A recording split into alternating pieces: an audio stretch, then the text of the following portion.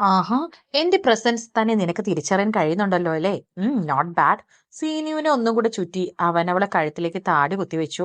അവൾ കുതറി അവന്റെ കാലിനും മുട്ടിനും മാറി മാറി ചവിട്ടി. എങ്കിലും അവൻ ബലം പിടിച്ച് അവളെ മുറുക്കി. അവന്റെ പിടിയിൽ നിന്ന് വിട്ടുമാറാൻ കഴിയാതെ വന്നപ്പോൾ സീനുവിന്റെ കണ്ണു നിറഞ്ഞു. അവൾ ഉച്ചത്തിൽ അലറിയതും പ്രകാശ് അവന്റെ ഒരു കാലുകൊണ്ട് അവൾ ഇരുകാലുകളും കൂട്ടിപ്പിടിച്ച് ഒരു കൈ കൊണ്ട് അവളുടെ വായ പൊത്തിപ്പിടിച്ചു. ഇങ്ങനെ പിടയ്ക്കാതെ അടങ്ങി നിൽക്ക പെണ്ണെ, ഞാൻ നിന്നെ ഒന്നും ചെയ്യില്ല. അവൻ അവളുടെ കഴുത്തിലേക്ക് മുഖം വെച്ച് ശ്വാസം ഉള്ളിലേക്ക് വലിച്ചു. Your smile is driving me crazy Seenu. I really miss your smile. അവന്റെ വാക്കുകൾ കേട്ട് അവൾ മുഖം ചുളിച്ചു, കണ്ണുകൾ ഇറുക്കി അടച്ചു. Seenu, I really miss you so much. I want to kiss your on your cheek. Kashi പറയുന്നത് കേട്ട് അവളുടെ കണ്ണു വിടർന്നു. അവൾ അരലറി വിളിച്ചെങ്കിലും അവൻ വാ പൊത്തിയത് കൊണ്ട് ശബ്ദം പുറത്തു വന്നില്ല. സീനു ഒന്നും കൂടി ശക്തിയിൽ കുതറി. അപ്പോഴേക്കും അവന്റെ അതരങ്ങൾ അവളുടെ കവിളിൽ പതിഞ്ഞിരുന്നു. സീനുവിന് അവളുടെ ശക്തി മുഴുവൻ ചോർന്നു പോകുന്ന പോലെ തോന്നി. അവന്റെ അതരങ്ങളുടെ സ്ഥാനം മാറി കഴുത്തിലേക്ക് വന്നും സീനു പെട്ടെന്ന് തിരിഞ്ഞ് അവനെ ചുറ്റിപ്പിടിച്ചു. കാശി ഒന്ന് ഞെട്ടിയെങ്കിലും അവന്റെ മുഖത്തൊരു പുഞ്ചിരി വിരിഞ്ഞു. അവൻ തിരിച്ച് അവളെയും ചുറ്റിപ്പിടിച്ചു. പതിയെ അവന്റെ മുഖഭാവം മാറാൻ തുടങ്ങി. പ്രകാശിന് അവന്റെ നെഞ്ചിൽ എന്തോ കുത്തിക്കേറുന്ന പോലെ തോന്നി. അവൻ വേദന കടിച്ചു പിടിച്ചു. വീണ്ടും അവൾ ഒന്നുകൂടെ അവന്റെ ദേഹത്തേക്ക് അടുപ്പിച്ചു. ഒടുക്കം വേദന കൂടി വന്നും സഹിക്കാൻ കഴിയാതെ അവൻ തന്നെ സീനുവിനെ തള്ളി മാറ്റി. ആ പട്ടിക്കുട്ടി, എന്ത് കടിയടി നീ കടിച്ചത്? കാശി സീനു കടിച്ചെടുത്ത് ഒഴിഞ്ഞ് ഷർട്ട് നേരെയാക്കി. സീനു പെട്ടെന്ന് തന്നെ അവനെ പിറകിലേക്ക് തള്ളി ഓടാൻ നിന്നും കാശി അവളുടെ കയ്യിൽ കയറി പിടിച്ചു. സീനു അവിടെയുള്ള സ്റ്റൂൾ അവന്റെ ദേഹത്തേക്ക് എറിഞ്ഞ് അവിടെ നിന്ന് വേഗം ലോക്ക് തുറന്ന് പുറത്തേക്ക് ഇറങ്ങി ചുമരിൽ ചാരി നിന്ന് കിതച്ചു. അവിടെ നിന്ന് ഓടുന്നതിനിടയിൽ അവൾ പുറകിലേക്ക് തിരിഞ്ഞു നോക്കി. സ്റ്റെപ്പ് കാണാതെ അവിടെ നിന്ന് താഴേക്ക് വീണു. അവളുടെ കണ്ണ് മുറുക്കിയടച്ചു. വായുവിൽ നിൽക്കുന്ന പോലെ തോന്നിയതും കണ്ണ് തുറന്നും മുന്നിൽ നിൽക്കുന്ന ജെയിംസിനെ കണ്ട് കുറച്ചു നേരം അവനെ തന്നെ നോക്കി നിന്നു. സീനു പെട്ടെന്ന് ചുറ്റിനും നോക്കി. അവന്റെ കൈകളിലാണ് അവൾ നിൽക്കുന്നതെന്ന് തോന്നിയതും വേഗം വിട്ടുമാറി അവന്റെ പുറകിൽ പോയി നിന്നു. സാർ പ്ലീസ് എന്നെ രക്ഷിക്ക, എനിക്ക് പേടിയാ. സാർ, അവൻ എന്നെ ഉപദ്രവിക്കും, എനിക്ക് പേടിയാ. സീനു പറഞ്ഞത് കേട്ട് ജെയിംസ് നെറ്റി ചൊളിച്ചു അവളെ നോക്കി. അസീന, ആരുടെ കാര്യാ താൻ പറയുന്നേ? ആരെ ഉപദ്രവിക്കാൻ വരുന്നത്? ആ അവൻ പ്രകാശ്. എനിക്കറിയാം, അവന്റെ ലക്ഷ്യം തന്നെ ഞാനാ. സാർ, എനിക്ക് പേടിയാ. പ്രകാശോ? ഏയ് ഇല്ല, നിന്നെ ആരും ഒന്നും ചെയ്യില്ല. എന്റെ കൂടെ വാ, നമുക്ക് പോയി നോക്കാം. ഇല്ല, ഞാനില്ല. എനിക്ക് പേടിയാ. അവൻ അവൻ കാണും അവിടെ. പേടിക്കാതെ, ഞാനില്ലേ കൂടെ. ആരും ഒന്നും ചെയ്യില്ല. എന്റെ കൂടെ വാ, നമുക്ക് നോക്കാം. ജെയിംസ് സീനുവിനെ സമാധാനിപ്പിച്ച് അവളെയും കൊണ്ട് മുറി ലക്ഷ്യമാക്കി നടന്നു. റൂമിനടുത്ത് എത്തുന്നതിനനുസരിച്ച് അവൾ പേടിച്ച് അവന്റെ അടുത്തേക്ക് ചേർന്ന് നിന്നു. ജെയിംസ് ആ മുറിയിലേക്ക് കയറി. അവിടെ ആരും ഉണ്ടായിരുന്നില്ല. ലൈറ്റ് ഫാനും ഓണായി കിടക്കുകയായിരുന്നു. അവൻ ഉള്ളിൽ കയറി അവിടെ മുഴുവൻ നോക്കി. ബാത്റൂമിലേക്ക് കയറി നോക്കി. അവിടെ ആരുമില്ല. എന്നിട്ട് സീനുവിന്റെ അടുത്തേക്ക് വന്നു. ഇവിടെ ആരില്ലല്ലോ. ജെയിംസ് പറഞ്ഞത് കേട്ട് സീനു മുറിയിലേക്ക് നോക്കി. അവിടെ ആരില്ല. സ്റ്റൂൾ ഇരുന്നത് പോലെ തന്നെ അവിടെ നിൽക്കുന്നത് കണ്ട് ഞെട്ടി നിന്നു. സത്യ ഞാൻ പറഞ്ഞത്, ഇവിടെ ഉണ്ടായിരുന്നു അവൻ. ഇവിടെ നീ മാത്രല്ലേ ഉള്ളൂ. ആ ചേച്ചി എവിടെ? അവര് വീട്ടിൽ പോയി, നാളെ വരാന്നാ പറഞ്ഞത്. ഉം ഇവിടെ ഒന്നും ആരുമില്ല. താൻ വാ, ഒറ്റയ്ക്കായപ്പോ തനിക്ക് തോന്നിയതാകും. ജെയിംസ് അവിടെ നിന്ന് മുന്നിലേക്ക് നടന്നു. സീനു ഒന്നും കൂടെ ആ മുറിയിലേക്ക് നോക്കി. അവിടെ നിന്ന് വേഗം അവന്റെ പിന്നാലെ നടന്നു. താൻ എവിടെ ഇരിക്കുക, ഞാൻ കാന്റീനിൽ പോയി 2 കോഫി കൊണ്ടുവരാം. തന്നെ കണ്ടിട്ട് താൻ ഓക്കെ അല്ലെന്ന് തോന്നുന്നു. ഒരു കോഫി കുടിച്ചാൽ ശരിയായിക്കോളും. അവൻ അവിടെ നിന്ന് പോയതും സീനു അവിടെ ഇരുന്നു. പ്രകാശ് വന്നിട്ടില്ലേ? എനിക്ക് തോന്നിയതാണോ? പിന്നെ അവൻ എവിടെ പോയി? സ്റ്റെപ്പ് ഇറങ്ങി പോകാൻ ചാൻസ് ഇല്ല. ലിഫ്റ്റ് വഴിയും പിന്നെ എവിടെ? ഇത് ജെയിംസ് സാർ പറഞ്ഞതുപോലെ എനിക്ക് തോന്നിയതാണോ? സീനു ഓരോന്ന് ചിന്തിച്ച് അവളുടെ ഡ്രസ് മൂക്കിനോട് ചേർത്ത് വെച്ച് മണത്ത് നോക്കി. വന്നിട്ടുണ്ട്, എനിക്ക് ഉറപ്പാ. അവന്റെ പെർഫ്യൂമിന്റെ മണം എന്റെ ഡ്രസ്സിലുണ്ട്. രാവിലെയും അതേ മണം തന്നെയായിരുന്നു അവൻ കേറി പിടിച്ചപ്പോ. എനിക്ക് ഉറപ്പാ. ഓരോന്ന് ചിന്തിച്ച് അവൾ കൈയെടുത്ത് അവളുടെ കവിളിൽ വെച്ചു. അറപ്പോടെ ഒന്ന് പുളഞ്ഞു. വീണ്ടും ഓരോന്ന് ആലോചിച്ചു. പെട്ടെന്ന് അവളുടെ മൂക്കിലേക്ക് നല്ല ചൂട് കാപ്പിക്കുരുവിന്റെ മണം വന്നും അവൾ ചിന്തകളിൽ നിന്ന് ഉണർന്ന് ചുറ്റിനും നോക്കി. അവളുടെ അടുത്ത് ജെയിംസ് ഒരു ചിരിയോടെ 2 കപ്പ് കോഫിയുമായി നിൽക്കുന്നു. സീനു അവനും ഒരു ചെറിയ പുഞ്ചിരി സമ്മാനിച്ചു. ഒരു കപ്പ് കോഫി വാങ്ങി ഒരു സിപ്പ് എടുത്ത് ജെയിംസിനെ നോക്കി. അവനും അവളുടെ അടുത്തിരുന്ന് ഒരു സിപ്പ് എടുത്തു. ആരാ ഈ പ്രകാശ്? ജെയിംസ് ചോദിക്കുന്ന കേട്ട് സീനു അവനെ നോക്കി. എന്നിട്ട് കോഫിയിലേക്ക് തന്നെ നോക്കി നിന്നു. പ്രകാശ് സത്യയുടെ അപ്പച്ചിയുടെ മോനാ.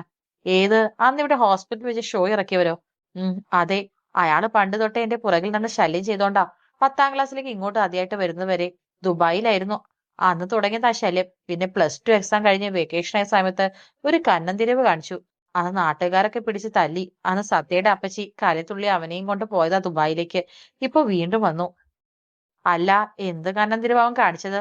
എന്റെയും സത്യയുടെയും വീട്ടിലേക്ക് ഒരു ബാത്റൂമാ ഉള്ളത്. കുളിക്കാനും നനയ്ക്കാനൊക്കെ ഒരു മുറിയുടെ ഉള്ളിൽ ഓപ്പൺ ആയിട്ടുള്ള മറ്റൊരു മുറി. ഒന്ന് കുളിക്കാനും ഒന്ന് അലക്കാനുമാണെങ്കിൽ മറ്റേത് ടോയ്ലറ്റ് ഉള്ളത്. ഞാൻ ഒരു ദിവസം കുളിക്കാൻ കയറി. കുളി കഴിഞ്ഞ് ഡ്രസ്സ് മാറ്റി തിരിച്ചുപോയ കാണുന്നത് ഉള്ളിലുള്ള മുറിയിൽ അവനുണ്ടായിരുന്നു. ഞാൻ അലറി വിളിച്ചു. എന്റെ അലറൽ കേട്ട് അടുത്തുള്ള ആളുകളൊക്കെ വന്നു.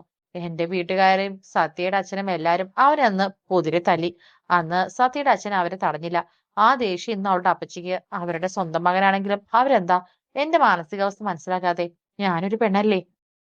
സീനു പറയുന്ന ജെയിംസ് കേട്ടിരുന്നു. അവൻ അവളോട് പറയാൻ വാക്കുകളില്ലായിരുന്നു. അതൊക്കെ പോടടോ, കഴിഞ്ഞത് കഴിഞ്ഞില്ലേ. അല്ല, സാർ എന്താ ഇവിടെ? ആ ആ, അത് പിന്നെ ഞാൻ സത്യയുടെ അച്ഛനൊന്ന് കാണാന്ന് കരുതി വന്നാ. ഈ രാത്രിയിലോ? അല്ലെങ്കിൽ തന്നെ ആരെയും കയറ്റി വിടില്ല, പിന്നെയല്ലേ ഈ നട്ടപ്പാതിരക്ക്. ആ, എന്തായാലും ഞാൻ വന്ന് നന്നായി. ഇല്ലെങ്കി ഇപ്പൊ താൻ അടിയിലെത്തി അവളുടെ അച്ഛന്റെ അടുത്ത് ഇടം പിടിച്ചേനെ. ജെയിംസ് ഒരു കളിയോടെ പറയുന്നത് കേട്ട് സീനു ഒന്ന് വെളുക്കി ചിരിച്ചു. എന്നാ ഞാൻ പോവാ. ഇനിയിപ്പോ ഇവിടെ നിന്നിട്ട് പ്രത്യേകിച്ചൊന്നും ഇല്ലല്ലോ. ഉം. ജെയിംസ് അവളെ നോക്കി ഒന്ന് കണ്ണിറക്കി കാണിച്ചു. അവിടെ നിന്ന് നടന്നു. സീനു അത് കണ്ട് വാ പൊളിച്ച് നോക്കി നിന്നു. അവൻ കണ്ണിൽ നിന്ന് മറഞ്ഞതും അവളുടെ മുഖത്തിൽ ഒരു പുഞ്ചിരി വിരിഞ്ഞു. ശേഷം ബാക്കിയുള്ള കോഫിയും കുടിച്ചു. സത്യ രാവിലെ കുളിച്ചു മാറ്റി മുറിയിൽ നിന്ന് പുറത്തേക്ക് ഇറങ്ങാൻ നിന്നതും ആദി അവളുടെ മുന്നിൽ വന്നു. ആകെ വിയർത്ത് കുളിച്ചു നിൽക്കുന്ന അവനെ അവൾ ഒന്ന് അടിമുടി നോക്കി. എന്താ, നീ എന്നെ ആദ്യമായിട്ട് കാണുകയാണോ? ആദി ചോദിക്കുന്നിട്ട് അവൾ തല കൊണ്ടൊന്നുമില്ലെന്ന് ആംഗ്യം കാണിച്ച് പുറത്തേക്ക് പോകാൻ നിന്നു. എങ്ങോട്ടാ പോകുന്നത്? ഞാൻ അടുക്കളയിലേക്ക്. ചുറ്റിക്കറങ്ങി നിൽക്കാതെ വേഗം റെഡിയാവാൻ നോക്ക്. ജെയിംസ് ഇപ്പൊ വരും. അവന്റെ കൂടെ ഓഫീസിൽ പോണം. പക്ഷേ ഇന്ന് പൊന്നൂന് പെണ്ണ് കാണാൻ വരില്ലേ? അപ്പൊ പിന്നെ അതൻ നിനക്കെന്താ ഇവിടെ കാര്യം? എന്റെ പെങ്ങളെ കാണാൻ വരുത്ത്. നീ ഇവിടെ ഭാര്യയെ ജീവിക്കാനല്ല, അഭിനയിക്കാനാ വന്നത്. അപ്പൊ പിന്നെ അത്ര വലിയ ബന്ധമൊന്നും ഇവിടെ ഉള്ളവരുമായിട്ട് നിനക്ക് വേണ്ട. ഉം വേഗം റെഡിയായി പോകാൻ നോക്ക്. കബോർഡ് തുറന്ന് ഡ്രസ്സ് എടുത്ത് ബാത്റൂമിലേക്ക് പോയി. അവളുടെ കണ്ണ് നിറഞ്ഞു വന്നു. ശരിയാണ്, തന്ന പണത്തിനുള്ള ജോലി ചെയ്യാൻ വന്നതാണ്. പൊന്നൂനെയും അമ്മയും ഞാൻ എന്റെ സ്വന്തമായി കണ്ടാലും അങ്ങനെ ആവില്ല. സത്യവേഗം അവളുടെ ഒരു ചുരിദാർ എടുത്തെടുത്തു. പുറത്തേക്ക് ഇറങ്ങി. രുക്മിണിയും സുഭദ്രയും അവളോട് പോകണ്ട എന്ന് പറഞ്ഞെങ്കിലും സത്യ ഓഫീസിൽ അത്യാവശ്യമായി പോയേ പറ്റൂ എന്ന് പറഞ്ഞ് ജെയിംസ് വന്നും അവൾ കാറിൽ കയറി ഓഫീസിലേക്ക് പോയി. സത്യ ഓഫീസിലേക്ക് കയറിയതും കണ്ടു എന്തോ ആലോചിച്ച് നിൽക്കുന്ന സീനുവിനെ. സീനു, സീനു. ആ. സത്യ നെഞ്ചത്ത് കൈവച്ചതും ചുറ്റിനു നോക്കി. സീനു അപ്പോഴും സത്യയെ കണ്ടത്. ഡി, നീ ഇതെപ്പോ വന്നു? ഞാൻ ഇപ്പോ വന്നേ ഉള്ളൂ. അല്ല, നീ എന്താ ഇത്ര ആലോചിച്ച് നിൽക്കുന്നേ? എന്തിനാ നിലവിളിച്ചേ? ഞാനായതുകൊണ്ട് ഭാഗ്യം. വല്ല ഗസ്റ്റ് ആണെങ്കിൽ ജെയിംസ് ചായ നിന്നെ എടുത്ത് പുറത്ത് കളഞ്ഞേനെ. സീനു അവളെ നോക്കി ഒരു ചമ്മി ചിരി ചിരിച്ചു. ഡി, എന്താ നീ ഇത്ര ആലോചിച്ച് നിൽക്കുന്നേ? പിന്നെ ഞാൻ ഇന്ന് ഹാഫ് ഡേ നിൽക്കുന്നുള്ളൂ. അത് കഴിഞ്ഞ് ഹോസ്പിറ്റലിൽ പോണം. വൈകുന്നേരം വരെ അച്ഛന്റെ കൂടെ നിൽക്കണം. ശരി. ഡി, ഞാനൊരു കാര്യം പറയാൻ നീ എന്നോട് ദേഷ്യം തോന്നരുത്. ഏ, എന്തിന്? ഞാൻ വന്നപ്പോഴേ ശ്രദ്ധിച്ചു. നിനക്കെന്താ പറ്റിയത്? സീനു അവളെ കണ്ണു നിറച്ചു നോക്കി. സത്യ അവളുടെ അടുത്തിരുന്ന് കാര്യം എന്താ അന്വേഷിച്ചു. സീനു ഇന്നലെ രാത്രി നടന്നൊക്കെ അവളോട് പറഞ്ഞു. കരയാതെ, കാശിയേട്ടനോട് ഞാൻ ചോദിക്കാം. നീ സമാധാനായിരിക്ക. സത്യ പേടിയാടി. ഇന്നലെ ഞാൻ ആ മുറിയിൽ നിന്ന് പുറത്ത് കടന്നില്ലെങ്കിൽ അയാൾ എന്നെ. അത് സാരമില്ല, നീ ഒറ്റയ്ക്ക് ഹോസ്പിറ്റലിൽ നിൽക്കാഞ്ഞാൽ പോരെ. ആ ചേച്ചിയോട് ഞാൻ പറഞ്ഞോളാം നിന്നെ ഒറ്റയ്ക്കാക്കി പോകേണ്ടെന്ന്. പിന്നെ കാശിയേട്ടൻ വന്നെന്ന് നീ പറഞ്ഞപ്പോഴേ ഞാൻ അറിയുന്നത്. ആളെയും ഞാൻ പോയി കണ്ടോളാം. നീ സമാധാനമായി ഇരിക്കുക. സീനുവളുടെ മുഖമൊക്കെ തുടച്ച് സത്യം നോക്കി ചിരിച്ചു. അവർ ഓരോന്ന് സംസാരിച്ചുകൊണ്ടിരിക്കുമ്പോൾ ഒരു സ്റ്റാഫ് വന്ന് സീനുവിനെ വിളിച്ചു. അസിന, തന്നെ MD സർ വിളിക്കുന്നു. ആ സ്റ്റാഫ് അവിടെ നിന്ന് പോയതും സീനുവും സത്യം മുഖത്തോട് മുഖം നോക്കി. ശേഷം സീനു അവിടുന്ന് MD ക്യാബിൻ ലക്ഷ്യമാക്കി നടന്നു. ക്യാബിന്റെ മുന്നിലെത്തിയതും അവിടെ നിന്ന് പ്രാർത്ഥിച്ച് മുഖമൊക്കെ തുടച്ച് ഡോർ തുറന്നു. May come in sir? യെസ്. അവൾ അകത്ത് കയറി നോക്കി. ലാപ്പിൽ കാര്യമായി എന്തോ പരുതുകയാണ് ജെയിംസ്. സീനു അടുത്ത് ചെന്ന് വിളിച്ചു. അവൻ ലാപ്പിൽ തലയുർത്തി നോക്കി. അസീന, തന്നെ ഞാൻ വിളിപ്പിച്ചത് എന്തിനാണെന്ന് വെച്ചാ, ഞാൻ പറഞ്ഞിരുന്നു തന്നെ അക്കൗണ്ടന്റ് ആയിട്ട് നിർത്താമെന്ന്. പക്ഷേ അതിലേക്ക് GM ആദ്യമേ വേറൊരാളെ തിരഞ്ഞെടുത്തു. അതുകൊണ്ട് ഇനി അത് നടക്കില്ല. ജെയിംസ് പറഞ്ഞു കേട്ട് സീനു പുഞ്ചിരിച്ചു. അത് കുഴപ്പമില്ല സർ, ഞാൻ ഈ ജോലി തന്നെ തുടർന്നോളാം. പക്ഷേ ഇത്രയൊക്കെ പഠിച്ച് തന്നെ വെറും ഒരു റിസപ്ഷനിസ്റ്റായി നിർത്തുന്നത് എനിക്ക് പ്രശ്നമുണ്ട്. സോ നാളെ മുതൽ റിസപ്ഷനിസ്റ്റായി നിൽക്കുന്നത് വേറൊരാളായിരിക്കും. സീനു ഇത് കേട്ട് ഞെട്ടി. അവളുടെ കണ്ണിൽ വെള്ളം പൊടിഞ്ഞു. അതിന് പകരമായി തനിക്ക് എന്റെ PA ആകാൻ പറ്റുമോ? ജെയിംസ് പറഞ്ഞു കേട്ട് അവൾ വീണ്ടും ഞെട്ടി വാ പൊളിച്ചു. സാർ, തനിക്കിപ്പോ കിട്ടുന്നതിന്റെ ഇരട്ടിയുടെ ഇരട്ടി സാലറി തരാം. പക്ഷേ മുമ്പത്തേക്കാളും കുറച്ചൊരു ഉത്തരവാദിത്തം കൂടും. താൻ ആലോചിച്ചിട്ട് പറഞ്ഞാൽ മതി. സർ, എനിക്ക് സമ്മതാ. സീനു പറഞ്ഞത് കേട്ട് ജെയിംസ് അവളെ നോക്കി ചിരിച്ചു. താൻ ആലോചിച്ചിട്ട് പറഞ്ഞാൽ മതി. PA എന്ന് പറഞ്ഞാൽ മറ്റു ജോലികളെ പോലെയല്ല. രാത്രിയായാലും പകലായാലും ഒഫീഷ്യൽ കാര്യങ്ങൾക്ക് വേണ്ടി താൻ എന്റെ കൂടെ വരേണ്ടി വരും. അതിനൊക്കെ ഓക്കെ ആണെങ്കിൽ മാത്രം മതി. അതൊക്കെ എനിക്കറിയാം സാർ, എനിക്കൊരു ബുദ്ധിമുട്ടില്ല. ഓക്കെ, തനിക്ക് കുഴപ്പമില്ലെങ്കിൽ എനിക്ക് പ്രശ്നമൊന്നുമില്ല. നാളെ മുതൽ ജോലിക്ക് കയറിക്കോ. ഇങ്ങനെ ഇവിടെ നിൽക്കണ്ട. Thank you sir. സീനു ഇവിടെ നിന്ന് ഇറങ്ങിപ്പോയി. അവൾ പോകുന്ന നോക്കി അവൻ പുഞ്ചിരിച്ചു. ഇന്നലെ രാത്രി ഒരുപാട് കരഞ്ഞതുകൊണ്ട് പൊന്നുവിന് അവളുടെ തല പൊട്ടുന്ന പോലെ തോന്നി. അവൾ ബെഡിൽ നിന്ന് എഴുന്നേറ്റ് ബാത്റൂമിലേക്ക് പോയി മുഖം കഴുകി വന്നു. കണ്ണാടിയിൽ പോയി മുഖം നോക്കി. നേരം വെളുക്കോളം കരഞ്ഞുകൊണ്ടാവാം കണ്ണൊക്കെ ചുവന്ന് ചീർത്തു വന്നിട്ടുണ്ട്. എന്തിനെന്നില്ലാതെ കണ്ണാടിയിലേക്ക് തന്നെ നോക്കി നിന്നപ്പോഴാണ് ഇന്നലെ വൈശാഖ് പറഞ്ഞ ഓരോ വാക്കുകളും അവളുടെ മനസ്സിലേക്ക് കടന്നു വന്നത്. അത് അവളുടെ മനസ്സിനെ കൊത്തി നോവിച്ചു. കണ്ണുകൾ വീണ്ടും ധാരയായി ഒഴുകി. രുക്മിണി വന്ന് വാതിൽ മുട്ടിയപ്പോൾ കണ്ണുകൾ തുടച്ചവൾ പോയി വാതിൽ തുറന്നു. എന്താ പൊന്നു, നേരെ എത്രേ? അല്ല മോളെ, നീ കരഞ്ഞോ? എന്താ കണ്ണൊക്കെ ചീർത്തിരിക്കുന്നേ? ഒന്നുമില്ല അമ്മ. അമ്മ ഒരു തലവേദന. എന്നാ വാ ചായ കുടിക്കാം. എന്നിട്ട് ഒരു ബാമ്പുരുട്ടി നോക്ക്. എന്നിട്ട് മാറിയില്ലെങ്കിൽ മരുന്ന് കഴിക്കാം. എന്താ? വേണ്ടമ്മ, എനിക്ക് വിശപ്പില്ല. വിശപ്പില്ല എന്നോ? നീ ഇന്നലെയൊന്നും കഴിച്ചില്ലല്ലോ. കൊഞ്ചാന്ന് വന്ന് കഴിക്കാൻ നോക്ക്. അമ്മ, ഞാൻ അമ്മയോടല്ലേ വേണ്ട പറഞ്ഞത്. അമ്മയ്ക്കത് ചെവി എടുക്കില്ലേ? അതിന് നീ എന്തിനെങ്ങനെ ചൂടാവുന്നേ? വേണ്ടെങ്കി വേണ്ട. ഇന്ന് വൈകുന്നേരം അവർ കാണാൻ വരുമ്പോൾ വാടിയ മുഖമായി നിന്നാലുണ്ടല്ലോ. ഉം രുക്മിണി അവിടെ നിന്ന് പോയി. അപ്പോഴാണ് പൊന്നുവിന് ആ കാര്യം ഓർമ്മയിലേക്ക് വന്നത്. അവൾ വേഗം മുറിയിൽ കയറി വാതിലടച്ചു. കണ്ണാടിയുടെ അടുത്ത് പോയി നിന്നു. കുറച്ചു നേരം അവൾ അവിടെ തന്നെ നോക്കി നിന്നു. പിന്നീട് ദേഷ്യത്തിൽ അവിടെ മേശമേലുണ്ടായിരുന്ന ജഗ് എടുത്ത് കണ്ണാടിക്ക് നേരെ എറിഞ്ഞു. കണ്ണാടി ചില്ലുകളായി താഴെ വീണു. അവളുടെ മനസ്സിലേക്ക് വൈശാഖ് പറഞ്ഞ ഓരോ വാക്കുകളും കടന്നു വന്നു. അവൾ അവിടെ നിന്ന് എഴുന്നേറ്റ് അവിടെ കിടക്കുന്ന കണ്ണാടി ചില്ലിലേക്ക് നോക്കി. ആദ്യേട്ടാ, ഈ പൊന്നോട് ക്ഷമിക്കണം. ഒരിക്കലും എനിക്ക് മറ്റൊരാളുടെ മുന്നിൽ പോയി നിൽക്കാൻ കഴിയില്ല. ഏട്ടൻ ഒരിക്കലും ഈ പൊന്നിനെ വെറുക്കരുത്. ശ്രീയേട്ടാ, ഞാൻ എന്ന് പറയുന്ന ഒരു തടസ്സം ഏട്ടന്റെയും അക്ഷത ചേച്ചിയുടെ ജീവിതത്തിൽ ഉണ്ടാവാൻ പാടില്ല. എന്റെ സ്നേഹം സത്യമായിരുന്നു എന്ന് ഞാൻ ശ്രീയേട്ടൻ പറഞ്ഞതുപോലെ മരണം സ്വീകരിച്ച് തെളിയിക്കാൻ പോവുക. പൊന്നു അവിടെയുള്ള കണ്ണാടിച്ചിലിൽ നിന്നൊരു പൊട്ടെടുത്ത് ബാത്റൂമിലേക്ക് പോയി കയ്യിൽ വെച്ച് അമർത്തി. ചില്ല് തറഞ്ഞ് ഞരമ്പിലേക്ക് ഒത്തിക്കയറുമ്പോൾ അവളുടെ കണ്ണ് വിടർന്നു. അവളുടെ കയ്യിൽ നിന്ന് രക്തം ബാത്റൂമിൽ ഒലിച്ചിറങ്ങി. അവൾ കണ്ണുകൾ ഇറുക്കിയടച്ചു. വേദന കടിച്ചു പിടിച്ച് പൈപ്പിന്റെ ചൂട്ടിലേക്ക് ഒഴിഞ്ഞിരുന്നു. ആ മരണവേദനയിൽ അവളുടെ മനസ്സിലേക്ക് ആദിയുടെയും രുക്മിണിയുടെയും മുഖം തെളിഞ്ഞു വന്നു. അവർക്കിടയിൽ ഉണ്ടായിരുന്ന രണ്ട് സഹോദരങ്ങളുടെയും ഒരു അമ്മയുടെ മാതൃസ്നേഹവും അവരുടെ നല്ല നല്ല നിമിഷങ്ങളും മിന്നിമാഞ്ഞു. അവസാനമായി വൈശാഖന്റെ മുഖം തെളിഞ്ഞു വന്നു. അവൾ കരഞ്ഞുകൊണ്ട് പൈപ്പ് തിരിച്ച് കൈ ബക്കറ്റിലേക്ക് വെച്ചു. ശ്രീയേട്ടാ, ഈ പാർവതി അവളുടെ സ്നേഹം സത്യമായിരുന്നു തെളിയിച്ചു കഴിഞ്ഞു. ഇനിയൊരു ജന്മം ഉണ്ടെങ്കിൽ ശ്രീയേട്ടൻ ഈ പാർവതിക്കായി ജനിക്കണം. ഞാൻ ശ്രീയേട്ടനായി അറിയണം ഞാൻ എത്രത്തോളം ശ്രീയേട്ടനെ സ്നേഹിക്കുന്നുണ്ടെന്ന്. ഇന്ന് ഞാൻ അനുഭവിച്ച വേദനയും എത്രത്തോളമാണെന്ന്. പതിയെ അവളുടെ കണ്ണുകളിൽ ക്ഷീണം പിടിച്ചു. ഇരുട്ട് കയറാൻ തുടങ്ങി. അവൾ ബോധമറ്റ് തറയിലേക്ക് വീണു. രുക്കു, ഇത് ആർക്കാ നീ തുളസിച്ചായ ഉണ്ടാക്കുന്നേ? അത് പൊന്നുവിനാ. തലവേദനയാണെന്ന് പറഞ്ഞാൽ മുറിയിൽ നിന്ന് ഇറങ്ങുന്നില്ല പെണ്ണ്. ഇന്ന് അവളെ പെണ്ണ് കാണാൻ വരുന്ന ആലോചിച്ച് ഉറങ്ങി കാണില്ല, എനിക്കറിയാം. എന്നാൽ ഇത്ര പെട്ടെന്ന് വേണ്ടിയില്ലായിരുന്നു. അവളെ കൊച്ചു കുട്ടിയല്ലേ. എനിക്ക് തോന്നി. പിന്നെ ആദ്യോട് ഞാൻ വരെന്ന് പറഞ്ഞാൽ അവനത് പിടിക്കില്ല. അവൻ വിചാരിച്ച പോലെ നടക്കേണ്ടി വരും. എന്തായാലും ഞാൻ ഈ ചായ അവൾക്ക് പോയി കൊടുക്കട്ടെ.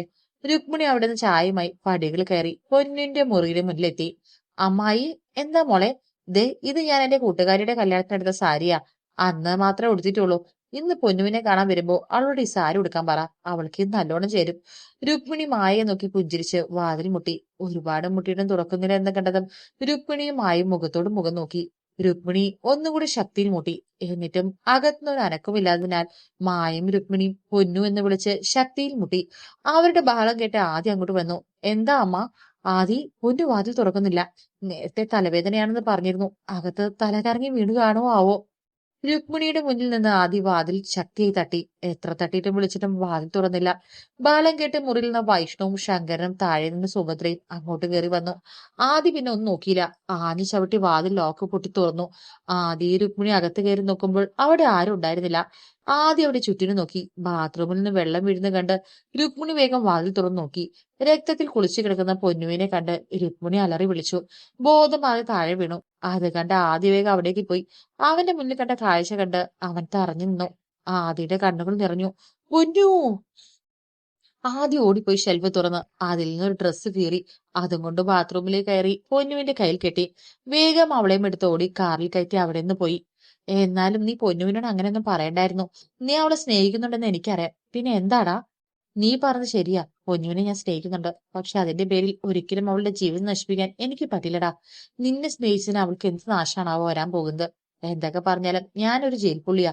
കൂട്ടുകാരന്റെ പെങ്ങളെ പിച്ചു ചീന്തിയ ഒരുത്തൻ. എന്റെ കൂടെ അവൾ എങ്ങനെയാടാ ജീവിക്കുന്നേ? അതൊന്നും വേണ്ട. എന്നേക്കാൾ യോഗ്യനായ ഒരാളെ അവൾക്ക് ആദ്യം തന്നെ കണ്ടുപിടിക്കും. ശ്രീ, നിന്നെ വേണ്ടവർക്കും നിന്നെ വേണ്ടവർക്കും അറിയാം നീ ഒരു തെറ്റും ചെയ്തിട്ടില്ലെന്ന്. പിന്നെ എന്താടാ? നിന്റെ ജീവിതം അവസാനിച്ചിട്ടില്ല, തുടങ്ങിയിട്ടേ ഉള്ളൂ. അന്ന് രാത്രി എന്റെ കൂടെ അമ്മായി വിശ്വാസത്തോടെ പറഞ്ഞയച്ചതല്ലടാ മാളുവിനെ. എന്റെ അശ്രദ്ധ കൊണ്ട് അങ്ങനെ ഒരു അവസ്ഥ അവൾക്കുണ്ടായത്. എത്രയൊക്കെ ഞാൻ അല്ല എന്ന് പറഞ്ഞാലും അവളുടെ മരണത്തിൽ ഉത്തരവാദി ഞാനും കൂടിയാണ്. ശിവൻ വൈശാഖിന്റെ തൊഴിൽ കൈയിട്ടു. ഇങ്ങനെ ഓരോന്ന് പറഞ്ഞ് നീ നിന്നെ തന്നെ കുറ്റപ്പെടുത്താതെ. ഈ നാട് നിന്നെ തള്ളി പറഞ്ഞാലും ശങ്കരേട്ടൻ നിന്നെ കുറ്റപ്പെടുത്തിയാലും ഞാനുണ്ടടാ നിന്റെ കൂടെ. വൈശാഖ് അവനെ ചേർത്ത് പിടിച്ചു. പലപ്പോഴും ആലോചിച്ചിട്ടുണ്ട് നീയും അബിയും എന്റെ സ്വന്തം സഹോദരങ്ങളായിരുന്നില്ലെന്ന്. പക്ഷേ അപ്പോഴേക്കും മനസ്സ് എന്നോട് തന്നെ പറയും അങ്ങനെ ആയിരുന്നിൽ ഒരിക്കലും ഇന്ന് നമുക്കിടയിലുള്ള സ്നേഹവും വിശ്വാസവും ഉണ്ടാവില്ല എന്ന്. ഡാ, നിന്നോട് ഞാനാ പറയുന്നേ. പൊന്നുവിനെ പോയി കണ്ട് നീയും അക്ഷരയും തമ്മിൽ ഒന്നുമില്ലെന്ന് പറ. എന്നിട്ട് നിന്റെ ഇഷ്ടം അവളോട് തുറന്നു പറ. വേണ്ട, അത് അങ്ങനെ തന്നെ ഇരുന്നോട്ടെ. അവൾ എന്നെ വെറുക്കുന്നത് തന്നെ നല്ലത്. ഇനിയിപ്പോ അവൾക്ക് എന്നെ ഇഷ്ടാണെങ്കിലും ആദിക്ക് അത് ഇഷ്ടമാവുമെന്ന് നിനക്ക് തോന്നുന്നുണ്ടോ? ആദിയുടെ അച്ഛനെ കൊന്ന കൊലയാളിയുടെ മകനാ ഞാൻ. ദേ, എന്റെ വായിലിരിക്കുന്ന നീ കേൾക്കേണ്ടി വരും ഇനി ഇങ്ങനെയുള്ള വല്ലതും പറഞ്ഞ. ശിവൻ പറയുന്ന കേട്ട് വൈശാഖ അവന്റെ തോളിലും തട്ടി. അത് കണ്ട് അവൻ മുഖം തിരിച്ചു. പെട്ടെന്നാണ് വൈശാഖന്റെ ഫോണിലേക്ക് കോൾ വന്നത്. അവനത് എടുത്തു നോക്കി. സുഭദ്രയാണ്. വൈശാഖ് ഫോൺ എടുത്ത് ചെവിയിൽ വെച്ചു. മറുതലത്തിൽ നിന്ന് പറയുന്ന കേട്ട് അവന്റെ കയ്യിലെ ഫോൺ താഴേക്ക് വീണു. ശിവന്റെ അവന്റെ അടുത്ത് ചെന്ന് അവനെ തട്ടി വിളിച്ചു. ശ്രീ, എന്താടാ, ആരാ വിളിച്ചേ? അമ്മ, പൊന്നു, വൈശാഖ്. അവനെ നോക്കി എന്തൊക്കെയോ പറയാൻ ശ്രമിച്ചു. ഏ, പൊന്നുവിന് എന്താ? ഒന്ന് തെളിയിച്ചു പറ. ശിവ, ഞാനാ അവളോട് പറഞ്ഞത്. ഞാനാ എല്ലാത്തിനും കാരണം. ഞാനാ. എന്തൊക്കെയോ പിച്ചിയും പേയും പറഞ്ഞ വൈശാഖിനെ ശിവൻ തട്ടി വിളിച്ചു. എന്തൊക്കെയാടാ നീ പറയുന്നേ? പൊന്നുവിന് എന്താ? അവള് കൈമുറിച്ചു. ആദി ഹോസ്പിറ്റലിൽ കൊണ്ടുപോയേക്കാണെന്ന്. ഞാൻ കാരണം. ഞാനാ അവളോട് പറഞ്ഞത് പോയി ചാവാൻ. അതും കേട്ട് മരിക്കാൻ ഇറങ്ങിയിരിക്കുന്നു. വൈശാഖ് നിലത്ത് മുട്ടുകുത്തിയിരുന്ന് കരഞ്ഞു. ശിവൻ തലയ്ക്ക് കൈ കൊടുത്തതിനു ശേഷം അവനെ പിടിച്ച് എഴുന്നേൽപ്പിച്ചു.